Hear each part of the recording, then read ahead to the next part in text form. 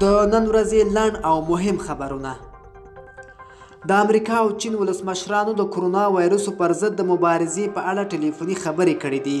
د امریکا ولسمشر ډونالډ ټرمپ پر خپل ټویټر پاڼه لیکلي چې له ولسمشر شي جین پینګ سره یې له نږدې کار کوي او سخت درناوی ورته لري.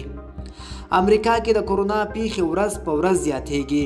چین ورته د مرستې وړاندیز کړی. امریکایي چارواکي وایي چې په دغه هیواد کې په کرونا وایرسو د اخته کسانو شمیر تر دې دمه 8,012 تنو ته رسېدلی دی. د امریکا چارواکي په خبره تر دې دمه په ټولې امریکا کې د کرونا وایرسو له کبله څه باندې 1,388 تنه مړه شوي دي. د ملي امنیت شورا ویان جاوید فیصل وایي طالبانو اوربند نه دی منلی او پر ځای د افغانانو پر وړاندې تاوتریخوالی زیات کړی دی. فیصل وایي له دې سره د بندیانو د خوشي کېدو شمیر هم په دوامداره توګه بدلیږي.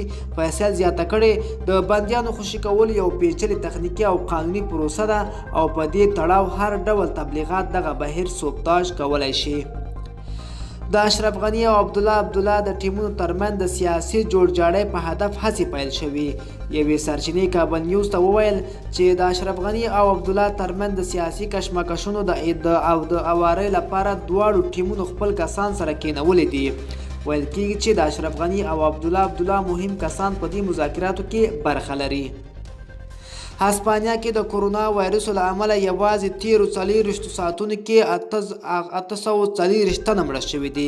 سره دغه هیواد کې د کرونا وایرسو له امله د ټولو تلفاتو شمیر 5,690 تنو ته ورسید. ملګرو دا زموږ چمتو شوی راپور. د لا ښکلي ویډیوګانو لپاره زموږ چینل سبسکرایب کړئ.